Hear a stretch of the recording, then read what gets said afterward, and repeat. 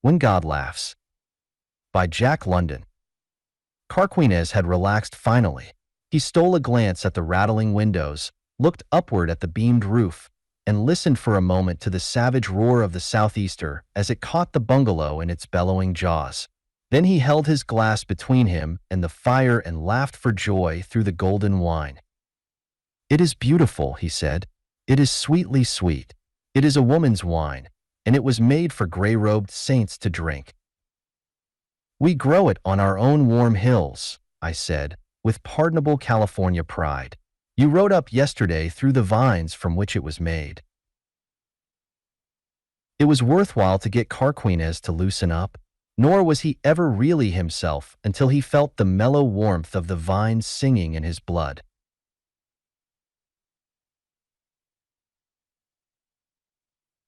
He was an artist, it is true, always an artist. But somehow, sober, the high pitch and lilt went out of his thought processes and he was prone to be as deadly dull as a British Sunday, not dull as other men are dull, but dull when measured by the sprightly white that Monte Carquinez was when he was really himself. From all this, it must not be inferred that Carquinez, who is my dear friend and dearer comrade, was a sot. Far from it. He rarely erred. As I have said, he was an artist. He knew when he had enough, and enough, with him, was equilibrium, the equilibrium that is yours and mine when we are sober. His was a wise and instinctive temperateness that savored of the Greek. Yet he was far from Greek. "I am Aztec, I am Inca, I am Spaniard," I have heard him say, and in truth he looked it, a compound of strange and ancient races, what with his swarthy skin and the asymmetry and primitiveness of his features. His eyes, under massively arched brows, were wide apart and black with the blackness that is barbaric, while before them was perpetually falling down a great black mop of hair through which he gazed like a roguish satyr from a thicket. He invariably wore a soft flannel shirt under his velvet corduroy jacket, and his necktie was red. This latter stood for the red flag. He had once lived with the socialists of Paris, and it symbolized the blood and brotherhood of man. Also, he had never been known to wear anything on his head save a leather-banded sombrero. It was even rumored that he had been born with this particular piece of headgear.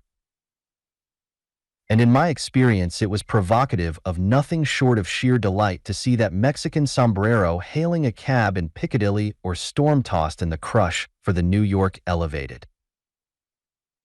As I have said, Carquinez was made quick by wine, as the clay was made quick when God breathed the breath of life into it, was his way of saying it. I confess that he was blasphemously intimate with God, and I must add that there was no blasphemy in him. He was at all times honest, and because he was compounded of paradoxes, greatly misunderstood by those who did not know him. He could be as elementally raw at times as a screaming savage, and at other times as delicate as a maid, as subtle as a Spaniard. And well, was he not Aztec, Inca, Spaniard? And now I must ask pardon for the space I have given him. He is my friend, and I love him. The house was shaking to the storm, as he drew closer to the fire and laughed at it through his wine. He looked at me, and by the added luster of his eye, and by the alertness of it, I knew that at last he was pitched in his proper key. "And so you think you've won out against the gods?" he demanded. "Why the gods? Whose will but theirs has put satiety upon man?" he cried. "And whence the will in me to escape satiety?" I asked triumphantly. "Again the gods," he laughed. "It is their game we play. They deal and shuffle all the cards, and take the stakes. Think not that you have escaped by fleeing from the mad cities. You with your vine-clad hills, your sunsets and your sunrises, your homely fare and simple round of living. I've watched you ever since I came. You have not won. You have surrendered. You have made terms with the enemy. You have made confession that you are tired. You have flown the white flag of fatigue. You have nailed up a notice to the effect that life is ebbing down in you. You have run away from life. You have played a trick, shabby trick. You have balked at the game. You refuse to play. You have thrown your cards under the table and run away to hide, here amongst your hills. He tossed his straight hair back from his flashing eyes and scarcely interrupted to roll a long, brown, Mexican cigarette. But the gods know. It is an old trick. All the generations of man have tried it and lost. The gods know how to deal with such as you. To pursue is to possess, and to possess is to be sated. And so you, in your wisdom, have refused any longer to pursue. You have elected surcease. Very well. You will become sated with surcease. You say you have escaped satiety. You have merely bartered it for senility. And senility is another name for satiety. It is satiety's masquerade. Bah! But look at me, I cried. Carquinez was ever a demon for hailing one's soul out and making rags and tatters of it. He looked me witheringly up and down. You see no signs, I challenged. Decay is insidious, he retorted. You are rotten ripe. I laughed and forgave him for his very deviltry, but he refused to be forgiven. Do I not know? He asked. The gods always win. I have watched men play for years what seemed a winning game. In the end, they lost. Don't you ever make mistakes? I asked.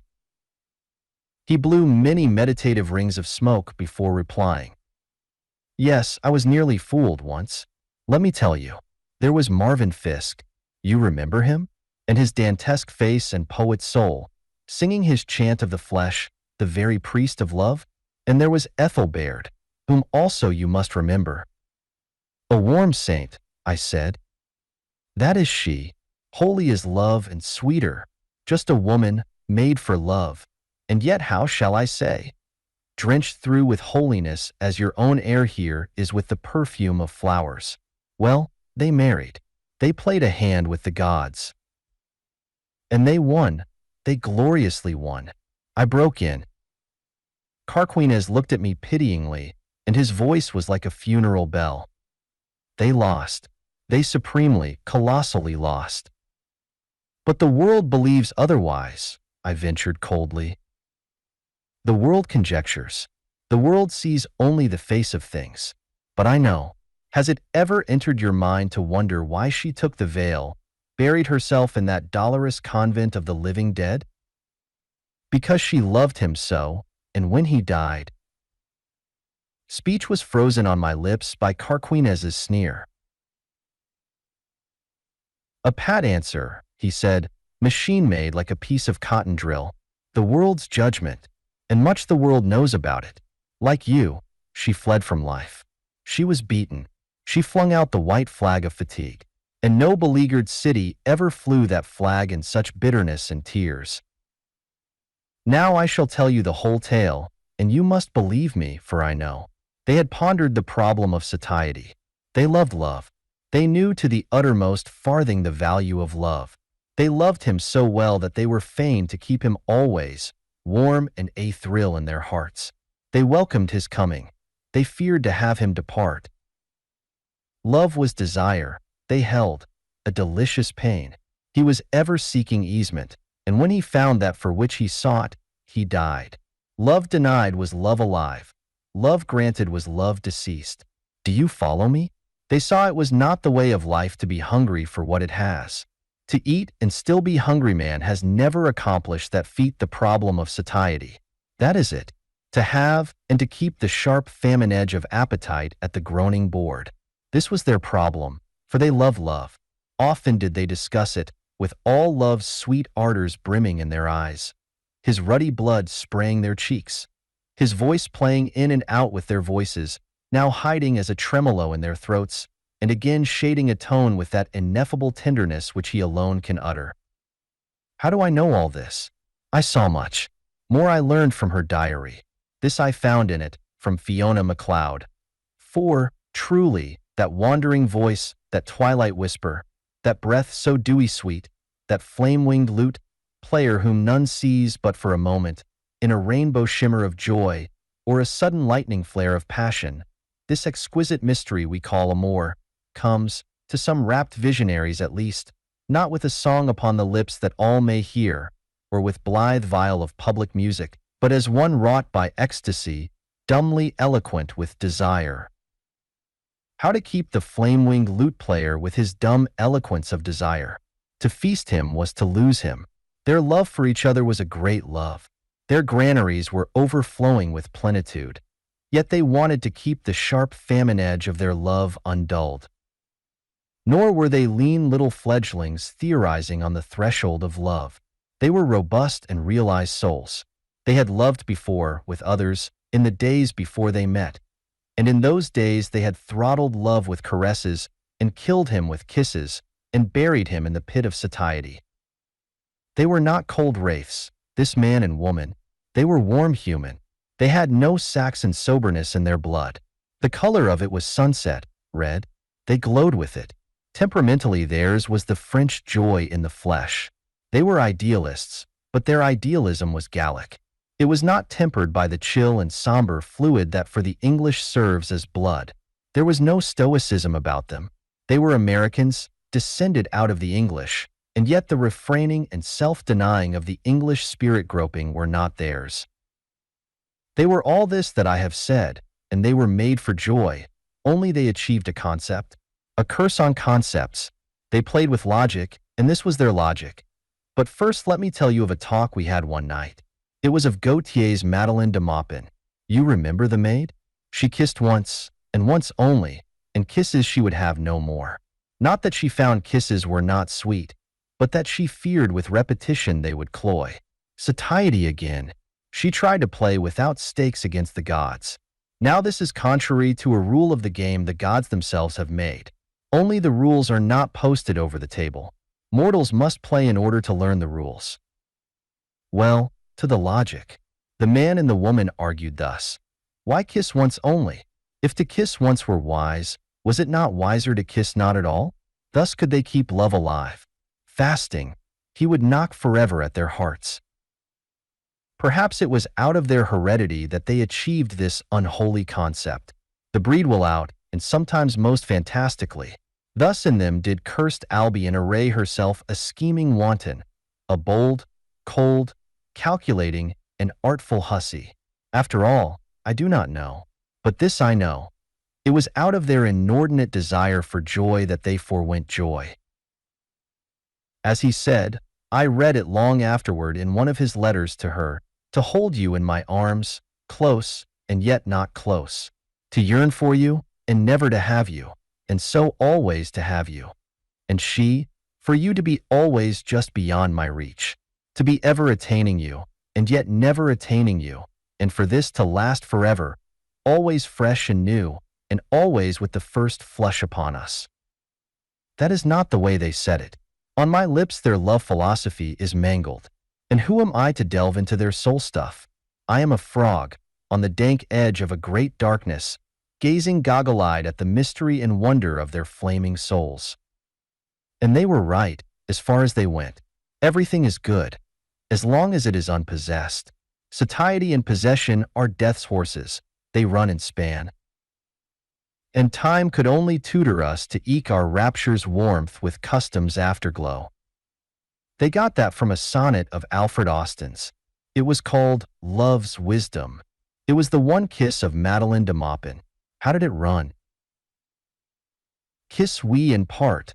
No further can we go, and better death than we from high to low should dwindle, or decline from strong to weak. But they were wiser. They would not kiss and part. They would not kiss at all, and thus they planned to stay at love's topmost peak. They married. You were in England at the time, and never was there such a marriage. They kept their secret to themselves. I did not know then. Their rapture's warmth did not cool. Their love burned with increasing brightness. Never was there anything like it. The time passed, the months, the years, and ever the flame-winged lute player grew more resplendent. Everybody marveled. They became the wonderful lovers, and they were greatly envied. Sometimes women pitied her because she was childless. It is the form the envy of such creatures takes. And I did not know their secret. I pondered and I marveled. As first I had expected, subconsciously I imagined, the passing of their love. Then I became aware that it was time that passed and love that remained. Then I became curious. What was their secret? What were the magic fetters with which they bound love to them? How did they hold the graceless elf? What elixir of eternal love had they drunk together as had Tristram and Iseult of old time? And whose hand had brewed the fairy drink? As I say, I was curious and I watched them. They were love-mad. They lived in an unending revel of love. They made a pomp and ceremonial of it. They saturated themselves in the art and poetry of love. No, they were not neurotics. They were sane and healthy, and they were artists. But they had accomplished the impossible. They had achieved deathless desire. And I saw much of them and their everlasting miracle of love. I puzzled and wondered, and then one day, Carquinez broke off abruptly and asked, "Have you ever read Love's Waiting Time?" I shook my head. Page wrote it Curtis hidden page, I think. Well, it was that bit of verse that gave me the clue. One day, in the window seat near the big piano, you remember how she could play? She used to laugh, sometimes, and doubt whether it was for them I came, or for the music. She called me a music sot once. Sound debauchee. What a voice he had. When he sang I believed in immortality. My regard for the gods grew almost patronizing, and I devised ways and means whereby I surely could outwit them and their tricks. It was a spectacle for God, that man and woman, years married, and singing love songs with a freshness virginal as newborn love himself, with a ripeness and wealth of ardor that young lovers can never know. Young lovers were pale and anemic beside that long-married pair. To see them, all fire and flame and tenderness, at a trembling distance, lavishing caresses of eye and voice with every action, through every silence their love driving them toward each other, and they withholding like fluttering moths, each to the other a candle flame, and revolving each about the other in the mad gyrations of an amazing orbit flight. It seemed, in obedience to some great law of physics, more potent than gravitation and more subtle, that they must corporeally melt each into each there before my very eyes. Small wonder they were called the wonderful lovers. I have wandered. Now to the clue. One day in the window seat I found a book of verse. It opened of itself, betraying long habit, to Love's Waiting Time. The page was thumbed and limp with overhandling, and there I read, "So sweet it is to stand but just apart, to know each other better, and to keep the soft, delicious sense of two that touch. Oh love, not yet. Sweet, let us keep our love wrapped round with sacred mystery a while, waiting the secret of the coming years that come not yet, sometime, not yet. Oh, yet a little while our love may grow. When it has blossomed it will haply die. Feed it with lipless kisses, let it sleep, bedded in dead denial yet some while. Oh, yet a little while, a little while." I folded the book on my thumb and sat there silent and without moving for a long time. I was stunned by the clearness of vision the verse had imparted to me. It was illumination. It was like a bolt of God's lightning in the pit. They would keep love, the fickle sprite, the forerunner of young life that is imperative to be born.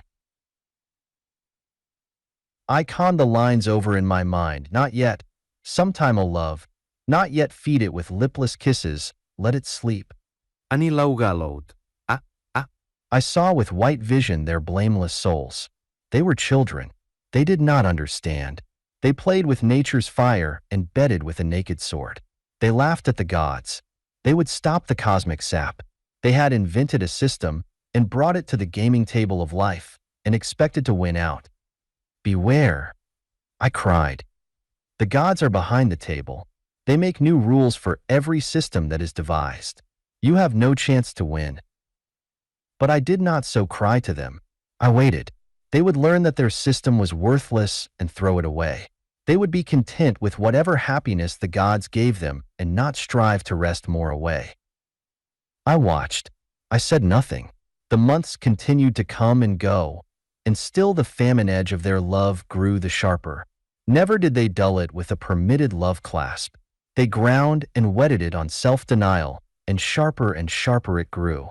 This went on until even I doubted. Did the gods sleep? I wondered. Or were they dead? I laughed to myself. The man and the woman had made a miracle. They had outwitted God. They had shamed the flesh and blackened the face of the good Earth Mother. They had played with her fire and not been burned. They were immune. They were themselves gods, knowing good from evil and tasting not. Was this the way gods came to be? I asked myself.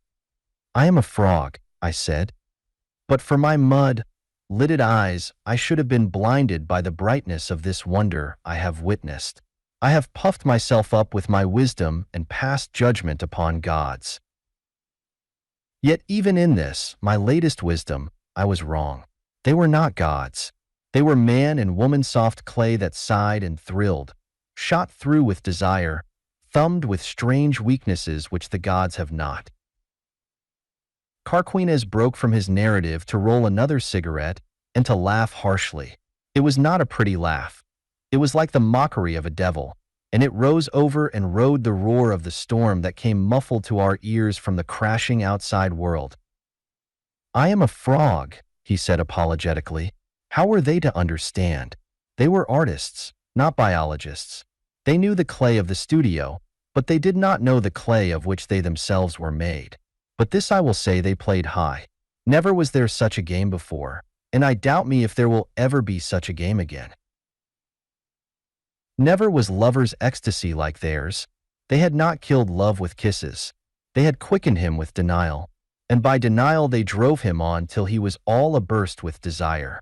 And the flame-winged lute player fanned them with his warm wings till they were all but swooning. It was the very delirium of love, and it continued undiminished and increasing through the weeks and months. They longed and yearned, with all the fond pangs and sweet, delicious agonies, with an intensity never felt by lovers before nor since. And then one day the drowsy gods ceased nodding. They aroused and looked at the man and woman who had made a mock of them. And the man and woman looked into each other's eyes one morning and knew that something was gone. It was the flame-winged one. He had fled, silently in the night, from their anchorites' board. They looked into each other's eyes and knew that they did not care. Desire was dead. Do you understand? Desire was dead, and they had never kissed. Not once had they kissed. Love was gone. They would never yearn and burn again. For them there was nothing left, no more tremblings and flutterings and delicious anguishes, no more throbbing and pulsing and sighing and song. Desire was dead. It had died in the night, on a couch cold and unattended, nor had they witnessed its passing. They learned it for the first time in each other's eyes. The gods may not be kind, but they are often merciful. They had twirled the little ivory ball and swept the stakes from the table. All that remained was the man and woman gazing into each other's cold eyes. And then he died. That was the mercy. Within the week Marvin Fiske was dead. You remember the accident. And in her diary, written at this time, I long afterward read Mitchell Kennerly's. There was not a single hour we might have kissed and did not kiss. Oh, the irony of it! I cried out. And Carquinez, in the firelight, a veritable Mephistopheles in velvet jacket, fixed me with his black eyes. And they won, you said? The world's judgment.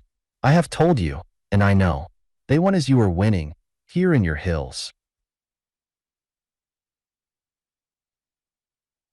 But you, I demanded hotly, you with your orgies of sound and sense, with your mad cities and madder frolics, bethink you that you win? He shook his head slowly. Because you with your sober bucolic regime lose is no reason that I should win. We never win. Sometimes we think we win. That is a little pleasantry of the gods.